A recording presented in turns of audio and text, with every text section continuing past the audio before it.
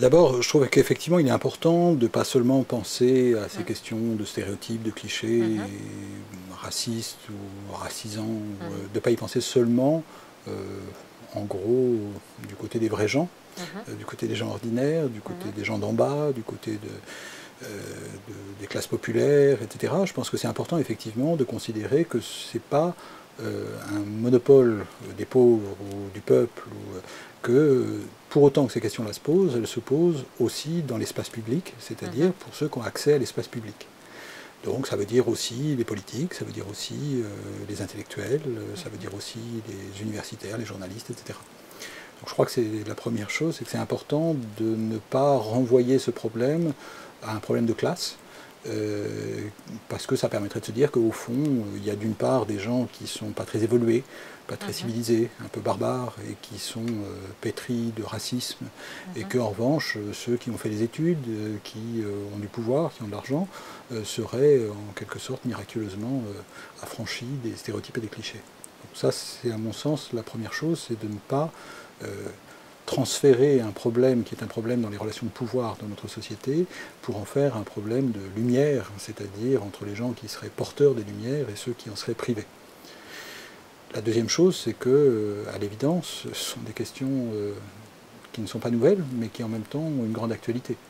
C'est-à-dire qu'on a toujours sans doute eu des stéréotypes raciaux racistes, des clichés raciaux racistes, mais le fait qu'on en prenne davantage conscience et qu'on essaie davantage de les dénoncer, de les démonter, en parlant par exemple de discrimination, il me semble que là c'est quelque chose de nouveau. Est-ce qu'il y a une relation de cause à effet entre les préjugés et les discriminations, ou c'est d'un autre ordre? Je pense qu'il y a un lien. C'est-à-dire que les clichés, les stéréotypes, c'est pas simplement une question de connaissance, ou de méconnaissance. C'est pas seulement une question d'ignorance. Ça sert à quelque chose. C'est-à-dire que c'est pas seulement sur les questions ethniques, raciales, qu'on les appelle comme on voudra, ou de diversité, peu importe. On voit bien, c'est pareil lorsqu'il s'agit des stéréotypes sur les homosexuels ou sur les femmes. Donc homophobes ou sexistes, ou hétérosexistes ou sexistes. On voit bien qu'à chaque fois, c'est pas seulement quelque chose qui serait de l'ordre de l'erreur, c'est-à-dire on ne connaît pas bien, on ne sait pas bien ce que c'est que les femmes, on ne sait pas bien ce que c'est que les homosexuels, on ne sait pas bien ce que c'est que les arabes, on ne sait pas bien ce que c'est que les noirs, donc on dit des choses qui sont des clichés. Ben, c'est pas ça, c'est qu'en fait ces clichés ils servent aussi à mettre en place un ordre de la société, et un ordre inégalitaire. Donc il y a un lien entre la question des discriminations et la question des stéréotypes ou des clichés. Ce sont des représentations de la société qui organisent la société. La société, c'est un ordre, une manière de mettre en ordre la société qui est fondée sur des représentations. Et ces représentations, eh bien, elles sont traversées par des stéréotypes ou des clichés. Donc si votre entreprise est de critiquer les stéréotypes et les clichés, il me semble que c'est une entreprise de critique de l'ordre social.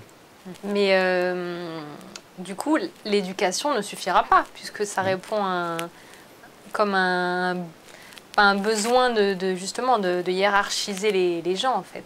Effectivement, je crois que ça ne veut pas dire que l'éducation n'ait aucun rôle, mais dès lors qu'il ne s'agit pas simplement d'un problème encore une fois, de lumière, c'est-à-dire, c'est pas l'idéal du XVIIIe siècle, selon lequel, une fois que la raison serait entrée dans la conscience des gens, eh bien, les stéréotypes disparaîtraient.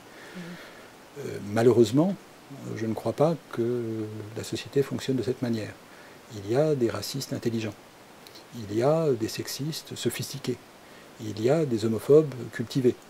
Donc je crois que le problème n'est pas seulement de savoir, n'est pas seulement un problème de culture, n'est pas seulement un problème de lumière, c'est aussi une question de relation de pouvoir. Donc, bien entendu, l'éducation a un rôle à jouer, parce qu'elle aide à prendre conscience de ces enjeux. Mais il ne suffit pas de savoir quels sont les rapports de pouvoir pour avoir envie de les changer. Des rapports de force. Il faut entrer dans des rapports de force pour pouvoir faire évoluer les choses, en fait. Je pense que il ne suffit pas de savoir que nous sommes dans un monde qui organise l'inégalité pour véritablement souhaiter modifier cet ordre des choses. Parce que cet ordre des choses, s'il existe, c'est aussi pour une part parce que une partie non négligeable des gens y trouvent plutôt leur compte. Donc il y a aussi quand même un langage qui est celui de l'intérêt, et cet intérêt, il ne peut être modifié que dans un rapport de force. La question, c'est de savoir à quelles conditions peut-on espérer modifier ces rapports de force, c'est-à-dire faire qu'ils deviennent plus coûteux d'être raciste, ou plus coûteux d'être sexiste, ou plus coûteux d'être homophobe, c'est-à-dire à quel moment est-ce qu'on ne gagne pas grand-chose à être raciste, et au contraire, on perd un peu plus. Il faudrait que les gens arrivent, enfin, c'est les gens qui ont une pensée raciste arrivent en fait à faire un calcul, les bénéfices et je crois qu'on le fait tous.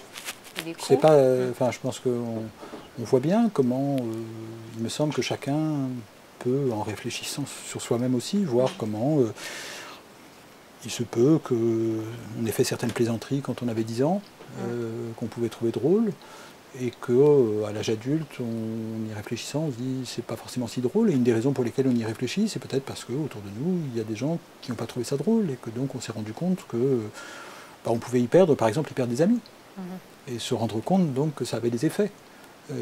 Donc c'est pas seulement un intérêt au sens le plus cynique, c'est aussi malgré tout une place dans la société, c'est-à-dire est-ce qu'on est prêt à s'identifier à une vision du monde que d'autres vont détester.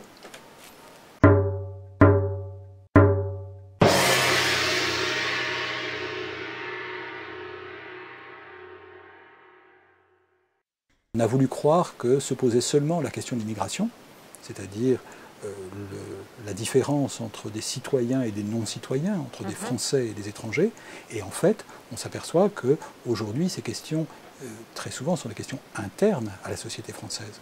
C'est-à-dire que la question des étrangers ne se pose aujourd'hui que pour autant qu'elle se pose aussi au sein même de notre société, c'est-à-dire dans le fait qu'il y a des gens, une partie de la population française, de nationalité française, qui est traitée comme étrangère. C'est-à-dire que la question étrangère est devenue une question intérieure. Ce n'est pas une question sur eux, mais sur nous. Et donc il me semble que c'est ça qui aujourd'hui est très important, c'est que quand on parle des enfants d'immigrés ou des immigrés de la 3e génération, on voit bien qu'on ne parle plus d'immigration. On parle en fait de gens qui continuent éternellement, de génération en génération, à être considérés comme extérieurs, comme étrangers.